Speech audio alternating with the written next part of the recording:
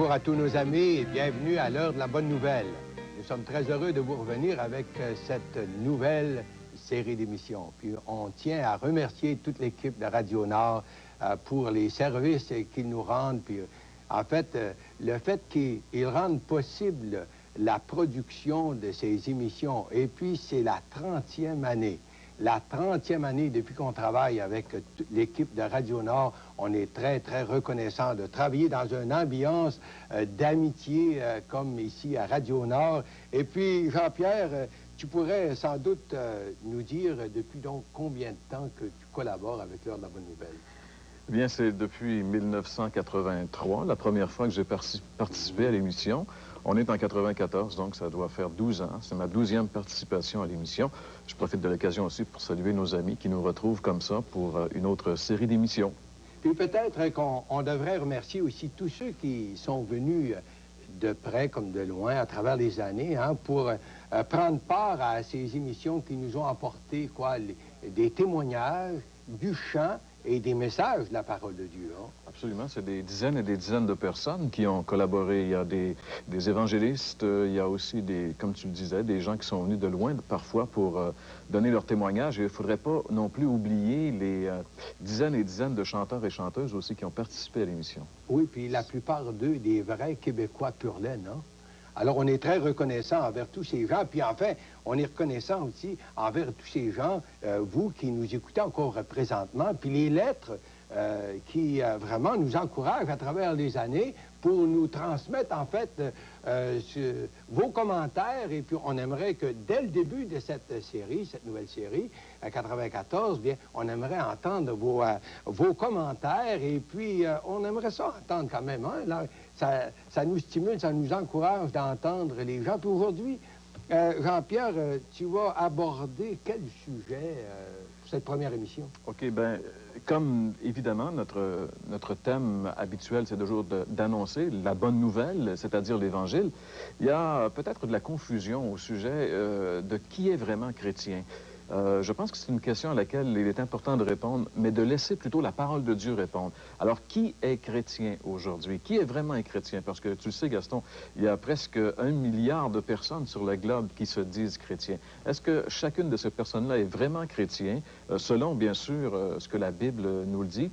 Bien, c'est ce que nous allons essayer de voir aujourd'hui à notre émission. Puis, Jean-Pierre, peut-être qu'on devrait aussi... puisque tu nous poses cette question, qui est chrétien, et puis tu vas en parler, bien sûr, là, aujourd'hui, mais beaucoup de gens vont encore nous poser la question à savoir, mais qui est-ce que vous êtes, vous autres? Ah oui, peut-être ce sera bien, parce qu'on ne veut pas non plus s'imaginer ou laisser montrer aux gens qu'on serait meilleur que les autres. Qui sommes-nous? Ben, nous, on est des chrétiens évangéliques, c'est-à-dire des chrétiens qui sont nés de nouveau par la foi au Seigneur Jésus-Christ. On n'est pas en tout cas, en ce qui nous concerne, toi et moi, Gaston, on n'est pas des membres du clergé ou des choses comme ça. On est des chrétiens très ordinaires. Nous sommes affiliés nous travaillons avec des églises locales et puis nous avons mis tout notre temps pour justement enseigner la parole de Dieu et prêcher l'Évangile. C'est la raison pour laquelle nous sommes ici comme ça année après année. Mais il ne faudrait pas croire qu'on est membre du clergé ou des gens spéciaux. On est vraiment comme tout le monde en réalité. Sauf que nous avons fait cette expérience de la nouvelle naissance. C'est ça qui est peut-être la différence. En fait, on peut vraiment dire qu'on est évangéliste et puis on est prêt à annoncer l'Évangile partout où le Seigneur nous donne l'occasion d'annoncer le beau message de la bonne nouvelle, quoi. Absolument, Gaston. C'est un privilège, d'ailleurs. C'est un grand privilège qui est le nôtre de pouvoir annoncer ce merveilleux message. Et puis, notre ami Jean-Pierre a choisi des questions que la plupart des gens se posent aujourd'hui pour justement apporter des réponses, pas nos réponses personnelles, mais les réponses de la parole de Dieu. Et puis, à travers l'émission, on va vous parler de notre offre gratuite. Alors, il faut avoir notre crayon tout prêt pour prendre l'adresse. En fait, que vous nous écriviez, en fait, pour notre offre gratuite. Et puis, présentement, nous allons passer justement à la chronique « La Bible répond ».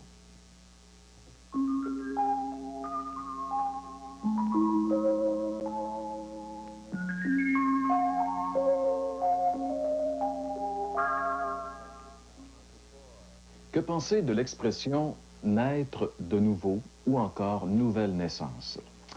C'est une expression qu'on n'a pas tellement entendue du côté francophone, mais qu'on entend très souvent du côté anglophone. Certainement que vous avez dû peut-être lire dans une revue ou peut-être entendre aux nouvelles, à la télévision ou à quelque émission que ce soit, l'expression Christian born again, les chrétiens nés de nouveau. Et on fait une catégorie de chrétiens bien spéciale, ceux qui se disent nés de nouveau. Mais cette expression, d'où vient-elle et que veut-elle dire vraiment? Eh bien, d'abord, c'est une expression vraiment biblique. Elle nous vient de la Bible, elle nous vient de la bouche même du Seigneur Jésus-Christ. Un jour, alors que Jésus enseignait à Jérusalem, il a fait des miracles et les gens étaient vraiment étonnés. Et parmi ceux qui étaient étonnés, il y avait entre autres un homme qui s'appelle Nicodème, qui était un chef des Juifs, un théologien, un homme religieux, un homme respecté dans sa société. Et il est allé voir Jésus la nuit parce que, bien sûr, il ne voulait pas que les gens voient que lui avait aussi des questions à poser. C'était l'homme qui devait normalement tout savoir. Il est allé voir Jésus et Jésus lui a dit ceci: « Nicodème, tu dois naître de nouveau. » Quelle question! Il était perplexe, comme vous et moi, devant cette interrogation. Qu'est-ce que cela voulait dire, naître de nouveau? Et tout le chapitre de l'Évangile selon Jean est consacré justement à la réponse à cette question.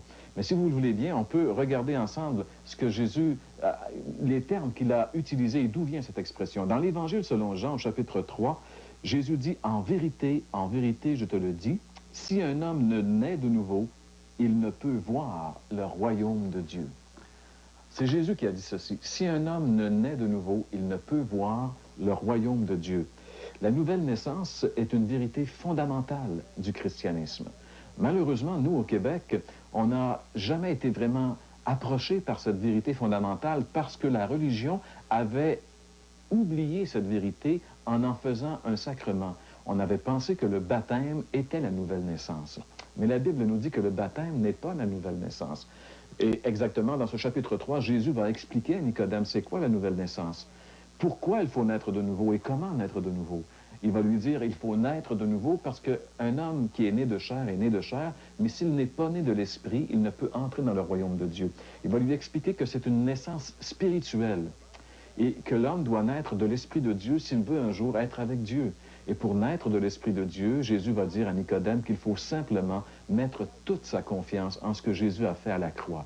C'est dans ce chapitre 3 qu'on retrouve ce verset merveilleux qui dit « Dieu a tant aimé le monde qu'il a donné son Fils unique afin que quiconque croit en lui ne périsse pas, mais qu'il ait la vie éternelle. » Alors, que penser de l'expression « naître de nouveau », mes chers amis? C'est un ordre de Jésus. Si vous voulez entrer dans le royaume de Dieu, si vous voulez voir le royaume de Dieu, vous devez naître de nouveau en mettant toute votre confiance uniquement et totalement dans la personne et l'œuvre du Seigneur Jésus-Christ. Venir à la question d'aujourd'hui, Jean-Pierre, qui est chrétien aujourd'hui? D'où vient le thème que nous avons pour aujourd'hui? Eh bien, Gaston, je ne sais pas si tu connais la revue RND, cette revue qu'on retrouve là particulièrement, je pense, dans toutes les caisses populaires du Québec. Eh bien, dans l'édition du mois de mars de l'année dernière, c'était justement le thème qui était abordé et qui était développé dans cette revue. Le thème, donc, qui est chrétien aujourd'hui? Il faut dire que la revue RND a souvent de très bons thèmes, répond souvent à de très, très bonnes questions. Et je pense que cette question, elle était très pertinente. Il faut vraiment se poser honnêtement cette question dans notre société post-chrétienne. Est-ce que tu crois que la revue répondait à cette question d'une manière véridique et objective? Bien, à mon sens, pas vraiment, parce que comme c'est une revue religieuse, en réalité, il fallait s'attendre à ce que la réponse donnée trouve ses racines beaucoup plus dans la tradition religieuse que dans la révélation biblique. Mais quand même, quelques affirmations de la revue démontrent clairement que la conception du christianisme prônée par les auteurs, qui représentent, je pense, la majorité des penseurs du christianisme religieux de notre société, eh bien, les réponses qu'ils donnent, je pense, laissent sous-entendre que c'est un christianisme qui n'est pas vraiment exact avec la révélation biblique. Par exemple, dans le début, dans la première page, on retrouve d'emblée ici le grand titre qui dit « Une question qui fait mal ». Une question qui fait mal. ça fait quand même un peu spécial, une telle affirmation. C'est assez étonnant venant d'une religion qui, pendant des années, a affirmé avoir le monopole de la vérité, puisqu'on disait hors de l'Église, point de salut. Quelques années plus tard, cette même religion fait une revue et dit, ben là, si on se demande qui est chrétien, c'est une question qui nous fait mal. Ben, je pense que si on dit ça, c'est parce qu'on prévoit que la réponse est assez évidente. À la page 1, toujours de cette même revue, l'expression « ceux qui essaient d'être chrétiens ». On voit ça ici dans un petit carré, « ceux qui essaient d'être chrétiens ». Alors, cette expression trahit, encore une fois, une méconnaissance totale du vrai christianisme. Une telle expression laisse supposer qu'on peut devenir chrétien à force d'efforts, ce qui est tout à fait opposé à la révélation biblique qui affirme qu'on devient chrétien uniquement sur la base de la grâce de Dieu et non sur nos propres œuvres. Et ça, j'aimerais que, justement, on puisse lire un texte qui est très clair là-dessus. Bien sûr, cette vérité, elle est à travers toutes les Écritures. Mais par exemple, il y a un texte noir sur blanc qui le définit. Dans l'Épître aux Éphésiens, l'Épître de Paul aux Éphésiens, au chapitre 2, les versets 8 et 9, on lit ceci. « Car c'est par la grâce que vous êtes sauvés, par le moyen de la foi, et cela ne vient pas de vous. C'est le don de Dieu. Ce n'est point par les œuvres, afin que personne ne se glorifie. » Alors, c'est très clair, et cette affirmation biblique est très, très claire. En réalité, c'est pas par nos œuvres. On peut pas essayer de devenir chrétien en faisant des efforts. La Bible dit que c'est pas comme ça qu'on devient chrétien. Alors, lorsqu'on affirme cela dans la revue, je vois qu'on est sur une fausse piste. On va développer un aspect religieux du christianisme qui va encore fausser la vérité. Une autre affirmation révélatrice de l'article, par exemple, c'est, entre autres, on dit « on ne se presse pas aux portes pour proclamer qu'on est chrétien ». On dit ça dans l'article. Bien, du point de vue biblique, si on ne se presse pas aux portes pour proclamer qu'on est chrétien, c'est tout simplement parce qu'on n'est pas chrétien du tout. Quand on est chrétien, on veut le dire. On ne peut pas garder ça pour nous. D'ailleurs, le Seigneur Jésus a été assez catégorique à cet effet. Dans l'Évangile selon Matthieu, au chapitre 10, entre autres, il a déclaré ceci, et ça c'est étonnant justement. Il a dit, « C'est pourquoi quiconque se déclarera publiquement pour moi, je me déclarerai moi aussi pour lui devant mon Père qui est dans les cieux. Mais quiconque me reniera devant les hommes, je le renierai aussi devant mon Père qui est dans les cieux. » Ce sont les paroles même du Seigneur Jésus-Christ. Il dit, « Celui qui me reniera devant les hommes, je le renierai devant mon Père. » Donc, le Seigneur s'attend à ce que ceux qui se réclament de lui puissent ouvertement le dire, ne pas garder ça pour eux, justement se presser aux portes pour le dire. Il y a plusieurs autres affirmations de ce genre dans l'article qui démontrent, hors de tout doute, qu'on ne peut pas s'attendre à une bonne réponse à cette bonne question dans cette revue. Donc, Jean-Pierre, à la question qui est chrétien aujourd'hui, la revue RND ne donne pas vraiment la bonne réponse. Bien, si on part du point de vue religieux, on pourrait dire oui, qu'elle donne une bonne réponse, mais si on se place vraiment du point de vue biblique, je pense qu'on est obligé de dire non, elle ne donne pas une bonne réponse. J'aimerais juste faire une citation ici de l'article. On dit, on imagine les connaître, c'est-à-dire les critères pour devenir chrétien, mais la tradition risque ici de nous induire en erreur. Spontanément, on se dit que pour appartenir au groupe des chrétiens, il faut y entrer. Or, cela se fait par le baptême. On dira donc qu'un chrétien, c'est un baptisé. On constate aussi que les chrétiens font certaines choses à leur façon. Quand ils se marient, ils échangent leur consentement au pied de l'autel. Et quand l'un d'eux vient à mourir, ils lui font des funérailles à l'Église. De là à conclure qu'un chrétien, c'est quelqu'un qui a été baptisé ou qui s'est marié à l'Église et qui veut avoir des funérailles religieuses, il n'y a qu'un pas. Et je pense que une expression comme celle-là nous démontre justement que on est complètement faussé dans notre compréhension du christianisme. Est-ce qu'on devrait conclure, Jean-Pierre, que les auteurs de l'article étaient de mauvaise foi? Ah, ça, je le crois pas, Gaston. Je pense que les gens qui ont écrit cet article-là, qui ont écrit l'article de la revue, je crois que c'est des gens qui étaient intègres, à mon sens. Je crois pas qu'ils étaient de mauvaise foi. Et même, j'ai l'impression que ça doit être assez difficile pour eux d'accepter de se mettre face à soi-même comme ils l'ont fait. Ils ont quand même été, je pense, assez honnêtes pour regarder en face la situation. Et cela les a amenés à effleurer la bonne réponse à leur interrogation. Par exemple, toujours à la page 2, on dit ceci, comme quoi ce n'est pas la pratique religieuse qui est première dans le christianisme. Ce qui est premier, ce qui change tout, c'est de croire que Jésus est celui qui dit la vérité sur l'homme. L'auteur de l'article a été assez honnête au point d'aborder de front l'erreur fondamentale de la religion qui fait du christianisme, justement, une religion. Et je pourrais vous citer encore, bien sûr, beaucoup d'autres choses qui seraient intéressantes, mais je pense que le temps est quand même assez comprimé aujourd'hui à l'émission. Mais ceux qui voudraient aller plus loin, vous pourrez toujours vous procurer l'article et vérifier. On a vu que la religion ne peut donner qu'une mauvaise réponse à cette question. Mais selon la Bible, qui est chrétien aujourd'hui?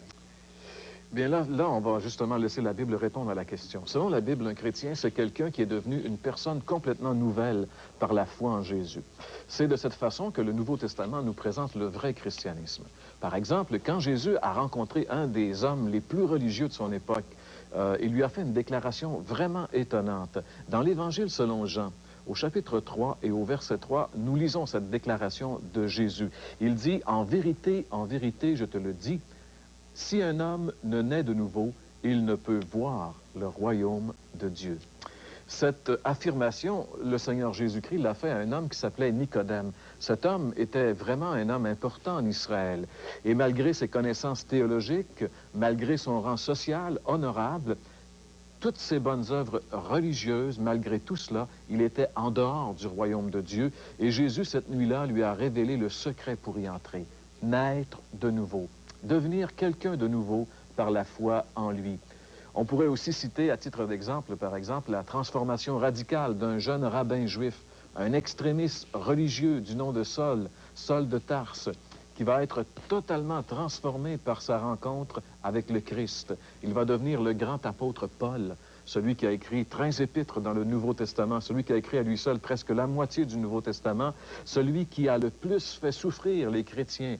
Eh bien, c'est celui qui va devenir celui qui va le plus souffrir pour Jésus, parce qu'il a rencontré le Christ sur la route de Damas. Il est devenu un vrai chrétien et sa vie a pris une toute nouvelle dimension, une toute nouvelle direction. On pourrait aussi parler de Simon, le fils de Jonas, ce pêcheur illettré de la Galilée, qui va être complètement transformé également par sa rencontre avec le Christ. Il va devenir l'apôtre Pierre, un orateur fougueux qui va amener des milliers de personnes à la foi en Christ. Selon le Nouveau Testament, il est impossible d'être chrétien sans avoir été radicalement transformé par le Christ ressuscité. Il est plein d'exemples, le Nouveau Testament, d'hommes et de femmes transformés par la foi en Christ. Et il affirme aussi cette vérité par des déclarations qui sont vraiment sans aucun équivoque. Par exemple, lisons ensemble ce que l'apôtre Paul lui-même, qui a vécu l'expérience de la nouvelle naissance, nous dit dans la deuxième lettre qu'il écrit aux Corinthiens, chapitre 5 et le verset 17. Il dit, « Si quelqu'un est en Christ, il est une nouvelle création. Les choses anciennes sont passées, voici maintenant, toutes choses sont devenues nouvelles. » Voilà ce que l'apôtre Paul déclare. Si quelqu'un est en Jésus-Christ, c'est ça être chrétien. Si quelqu'un est chrétien, il est devenu une nouvelle création. Les choses anciennes sont passées, voici maintenant, toutes choses sont devenues nouvelles pour lui. Maintenant, il vit pour un autre. Avant, il vivait pour lui de manière égoïste. Maintenant, il vit pour le Christ. Sa vie a pris une nouvelle dimension. Et on pourrait aussi citer un autre passage de l'apôtre Paul qu'il écrit à l'Épître aux Galates, au chapitre 6 et au verset 15, où il dit ceci. « Car ce n'est rien d'être circoncis ou incirconcis. Ce qui est quelque chose, c'est d'être une nouvelle création. » Et on pourrait paraphraser en disant simplement, ce n'est rien que d'être catholique, protestant ou ce que vous voudrez. Ce qui est important, c'est d'être une nouvelle création en Jésus-Christ. C'est ça qui est important. Ce changement-là n'a rien à voir avec une religion extérieure. C'est un changement intérieur, un changement radical du cœur que seul Dieu peut opérer. Dieu seul peut transformer un cœur qui est Dieu, un cœur qui aime le péché, qui aime le mal. Seul Dieu peut changer ce cœur-là qui va se mettre maintenant à aimer Dieu et à détester le mal. Ça, c'est pas de la religion. La religion peut essayer de mettre un vernis sur l'homme, peut changer un peu l'extérieur, mais ne peut jamais changer l'intérieur. Et aussi longtemps que l'intérieur n'est pas changé, aucune religion pourra faire un homme nouveau. Dans l'Épître aux Hébreux, justement, au chapitre 10, on lit cette grande vérité dans les versets 16 à 18. Il dit, parlant justement de la nouvelle alliance, l'alliance que Jésus a conclue en son sang à la croix, lorsqu'il la compare avec l'ancienne alliance du Sinaï, l'alliance de la loi. Voici ce que l'auteur des Hébreux dit. « Voici l'alliance que je ferai avec eux après ces jours-là, dit le Seigneur. Je mettrai mes lois dans leur cœur, je les écrirai dans leur esprit. » Et il ajoute, « Et je ne me souviendrai plus de leurs péchés ni de leurs iniquités. » Il dit, « Je mettrai mes lois dans leur cœur. » Voilà la grande transformation que Jésus fait lorsque quelqu'un vient à lui. Il change son cœur. Cette transformation, même si elle est intérieure, bien sûr, a une répercussion sur la façon de vivre de tous les jours. Une vraie conversion est perceptible de manière très évidente. Un vrai chrétien, c'est quelqu'un qui est différent des autres. On avait dit d'un fermier, justement, un fermier bourru qui s'était converti et qui était devenu chrétien, que même ses vaches avaient réalisé qu'il était devenu chrétien. Le grand missionnaire Hudson Taylor disait, « Si votre père, votre mère, vos sœurs, vos frères, si même le chat et le chien de la maison ne sont pas contents que vous soyez devenu chrétien, vous devriez vous interroger pour savoir si vous êtes vraiment devenu chrétien. » Il y a peut-être un peu d'exagération, mais quand même, il faut qu'il y ait un changement évident. Oui, mes amis, c'est cela, être chrétien. C'est avoir été totalement transformé par la puissance du Seigneur Jésus-Christ ressuscité. Jean-Pierre, est-ce qu'on peut dire que quelqu'un qui n'a pas expérimenté un tel changement n'est pas chrétien? Absolument, absolument, Gaston. Et cela est tellement sérieux, car beaucoup de personnes croient être chrétiens sur la base fausse de la religion, parce qu'ils ont été baptisés, ils ont été confirmés, ils se sont mariés à l'Église, et qu'ils espèrent avoir justement des funérailles à l'Église, comme on l'a vu dans l'article. Ils pensent que ça fait d'eux des chrétiens. Mais jamais la Bible dit que ça fait des chrétiens. Jésus a dit à Nicodème, si un homme ne naît de nouveau, il ne peut entrer dans le royaume de Dieu. Si tu n'as pas été radicalement transformé par le Seigneur Jésus-Christ, tu n'es pas chrétien. C'est pas moi qui le dis, c'est la Bible. Si parmi ceux qui nous écoutent aujourd'hui, quelqu'un voulait devenir vraiment chrétien, là, par le Seigneur Jésus, il aimerait cette transformation. Qu'est-ce qu'il devrait faire? Gaston, j'espère que non seulement quelques-uns, mais que tous ceux qui nous écoutent aujourd'hui veulent devenir de vrais chrétiens, être transformés par la puissance du Seigneur Jésus-Christ. Pour cela, il faut premièrement reconnaître que nous sommes pécheurs. C'est là que ça commence. La Bible dit tous ont péché et sont privés de la gloire de Dieu. Nous sommes tous pécheurs, nous sommes tous privés d'un Dieu juste et saint. Deuxièmement, on doit, par la repentance, on doit se détourner de notre péché et croire en l'amour de Dieu manifesté pour nous à la croix. Jésus est mort il y a 2000 ans sur la croix portant nos péchés. La Bible dit qu'il nous a tellement aimés qu'il a pris notre place de coupable.